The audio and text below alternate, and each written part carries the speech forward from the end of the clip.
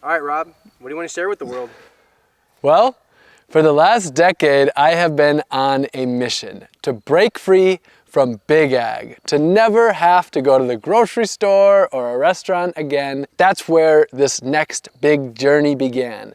For 1 month, I decided that I was going to forage 100% of my food. Just food that I harvested from the fruits of the earth in a way where I was able to reconnect with the plants while living in harmony with the earth.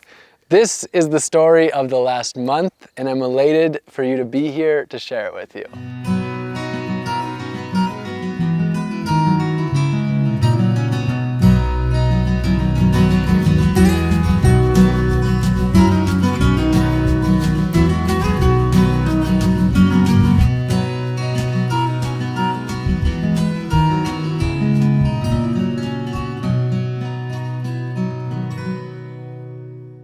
A lot of people have said to me, Rob, all the food we need is already in the grocery store. Why would you even go to these extreme measures to do this? And my answer is very simple.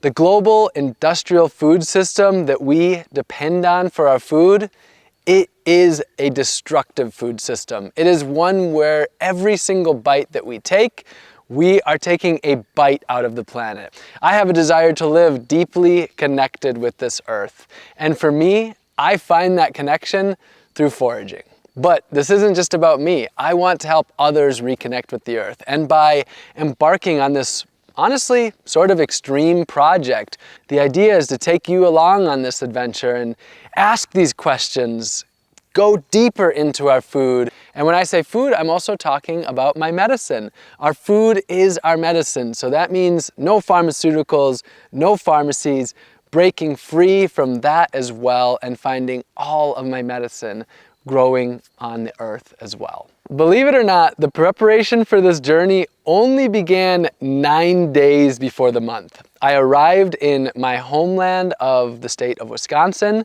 and I started there with no food. And as much as I was excited about the fun, I had a lot of work to do. I had to harvest my calories, my fat, my protein, my nutrients, salt, herbs, spices. And I had just 9 days before I was about to have to eat 100% from the land. My work was cut out for me. Over those first 9 days and over the entire month, I harvested about 100 different foods from the land. So my diet was diverse, and diversity is absolutely, in my opinion, the key to meeting our basic needs, to having a truly healthy and vibrant diet. My focus was to choose the plants that are abundantly growing, that are growing in large quantities, and that can meet really my basic needs. So number one for me was wild rice. This was my absolute go-to. It's called monomin, the food that grows on water, the good berry, and in 1 day I was able to harvest 30 pounds of it. Monomin is an important traditional food of the Anishinaabe people, who are the original stewards of the Great Lakes region where I am from. It's one of the most calorically dense foods that exists. It's also one of the most special foods that exists. I harvested apples and pears and plums, and with them, I made really filling and nourishing applesauce and fruit sauces. I harvested a lot of high vitamin fruits like aronia berry, cherries, autumn berries, and grapes. I turned a lot of them into fruit juices. At the heart of my diet was greens, packed full of nutrients, like watercress from the springs where I got my water, weeds like dandelion, plantago, and lamb's quarter from parks and front yards, and stinging nettle from farm fields, just to name a few. I harvested medicinal herbs for teas like bee balm, catnip, mint, goldenrod, mugwort, and so much more. I harvested plants that would add a lot of flavor to my meal, like wild onion, wild leeks, and mustard. I harvested both edible and medicinal mushrooms, like puffballs and maitake and chicken of the woods, and medicinals like turkey tail and reishi. I harvested deer that were hit by cars. This was one of my main sources of protein and a way that I could harvest meat that I felt truly good about. I harvested nuts like hickory nuts for making nut milk, and black walnuts and butternut for eating straight from the shell. And I harvested new things, and some things you've probably never heard of eating, like stinky ginkgo fruits and roasting up their nuts. And I pressure canned the fish that I caught, which actually softened up the cartilage and the bones to be able to eat the entire body. And I even harvested all of my own water. No tap water, no chlorine or fluoride or other chemicals. All of my water came from beautiful springs. And I found most of these using a website, findaspring.com. There was a very common misperception of me just being out every day and nibbling off the trees and eating off the ground and having to forage everything that I would need for that day. But that's not how it works. If you want to be able to live off the land, the key is storing your food. So my main means of storage were dehydration. This was done both by dehydrating with the sun, the free energy of the earth I'm talking about. I also carried an electric dehydrator with me. Things like wild rice and nuts and seeds, a lot of these can be stored just at room temperature. And then of course there's your cold storage, your freezer or your refrigerator. And I carried a cooler with me, and as I traveled to different places, I often used the fridge or the freezer of where I was staying. Next, equally importantly, was pressure canning. This is how I stored my venison and my fish so that I had this readily available for me every day. If I had to summarize the whole experience in just one sentence, it is food is growing everywhere. The most challenging part wasn't finding the food. The most challenging part was just having the time to harvest all of the food and then even more so to process it. People often ask me how many hours per week does it take to forage all of your food? And I don't have a clear answer to that because again, the key is storing that bounty. And some days it was zero. Some days I was just able to sit back and eat what I had harvested. And some days it was morning until night, foraging, processing, preserving, and at the end of the day, I was completely exhausted. Now, when I say food is growing everywhere, I really mean it. It is growing in what we consider to be the wild or nature, but it's growing in our front yards, it's growing in our backyards, it's growing in our city parks, it's growing along the sidewalks, it's growing out of the sidewalks. It is growing in very large populated cities, it's growing in the rural areas, the small towns. It really is growing everywhere, and I harvested it from all of these places, except the interstate. I do not harvest my food from the interstate, except maybe an occasional deer. When I set out on this journey, I did not set out to prove that this is a diet that's best for the world or even best for me. And so that is a reasonable question. Was I able to meet all of my needs? And the answer is yes, but maybe not yes. So calories, no problem. I was absolutely able to get enough calories.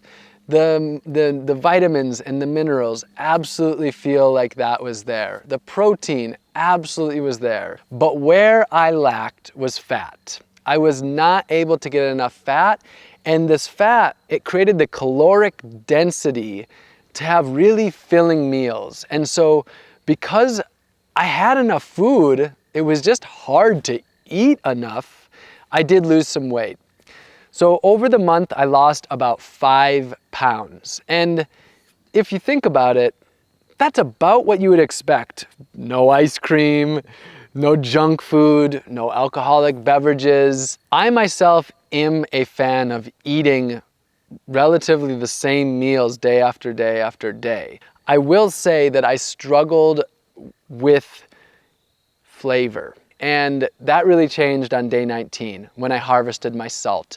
And all of a sudden, I tasted all these flavors inside of the pot that were there the whole time, but I just couldn't taste them. And the salt just absolutely brought it out. And then day 27 is when I made some hickory nut oil, and you add that oil and that salt, the herbs and the spices to the wild rice and the venison and the fish broth. And then it was hard not to say, oh my gosh, with every single bite. So by day 27, I really had that truly complete meal. And I have to say, that's exciting because with just 9 days of preparation and then just a few weeks into it, I was able to meet all of my needs in a truly nourishing, delicious, joyous way. I know some people see me and they say, oh, look at this white guy running around foraging all of his food. Not very important. And I completely understand that in the world that we live in today, in all of the challenges that we're dealing with. I really want to share again that I do have a lot of privilege, and that includes the amount of time, resources, energy that I have to be able to do something like this. The reality is that I wouldn't be doing this unless there was a much bigger picture behind this whole immersion. And what it's really about is it's about reconnecting with Earth. So as I was traveling across the country, immersing in this project, I was also leading plant walks and helping others to learn the foods that are growing freely and abundantly all around them. People from all walks of life coming out to learn the basics, whether it was Central Park or the Capitol in DC or in Chicago, Philadelphia, across this region. I brought people out to help them reconnect with the earth, because if we can find our food growing around us and we can reconnect with our community, we don't need capitalism and consumerism. And I believe this is part of overcoming colonialism. Colonialism is all about removing us from the land, removing us from our community, removing us from sovereignty over our bodies and our health. And part of foraging is it's about reconnecting to this, and it's about taking the power back. So in these plant walks, I introduced people to a dozen or so different easy to identify foods and medicines that are growing all around us in our cities and in the countryside. And I shared with them basics of foraging, how to identify plants, how to know which ones are safe to eat, how to forage in a way that is ethical and sustainable, and also how to reconnect with the people that have been the stewards of this land for thousands of years, and where this knowledge that we have today exists from them. Today we're foraging on stolen land that is here. It is what it is today because of genocide that happened, but still continues to happen here in what we call the United States, also called Turtle Island.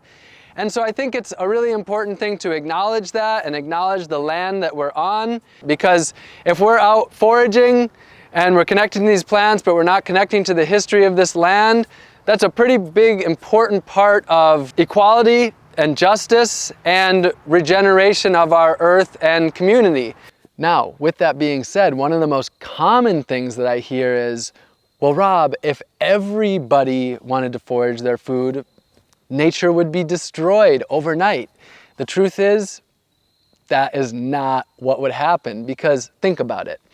If the whole world decided that they wanted to start connecting with the land and harvesting their food and creating relationship with these plants, what we would have is a revolution of the mind, a revolution of the way society wants to interact with this earth. And that, to me, is what a forager does. When I look back at this chapter, this month of foraging all of my food, I feel the power and the connection to the earth that we can all experience. To know that I can go out and I can meet all of my basic needs as a human without money, without corporations, and to be able to do it in a way where I'm giving back to the earth, that's the power that I want to experience. Not power over anything, but power with these plant and animal relatives. And when I look back at the last decade of breaking free from big ag, from this global industrial food system, I feel excitement.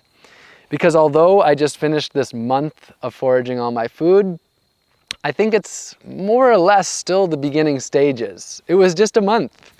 I'm ready for a year.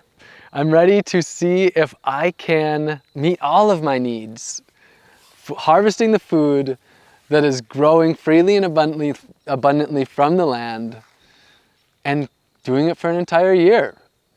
I think that's what's next. Thank you for still being here with me, dear friends. It means a lot to be sharing this journey with you and sharing this thing that I am so incredibly inspired and excited about. And so if you want to break free from the global industrial food system and you want to create food sovereignty in your communities and you want to live a life of deep joy and health and happiness, then I really encourage you to keep coming back here. And also my website is a great resource of information. So subscribe to this channel if you haven't already and you'd like to. If you want to see this video get out into the world, comment. That helps the algorithm. Like it. And of course, share it with the friends, the family, the people in your life who you want to help break free from the global industrial food system and find freedom in connecting to the plants that are growing freely and abundantly all around us.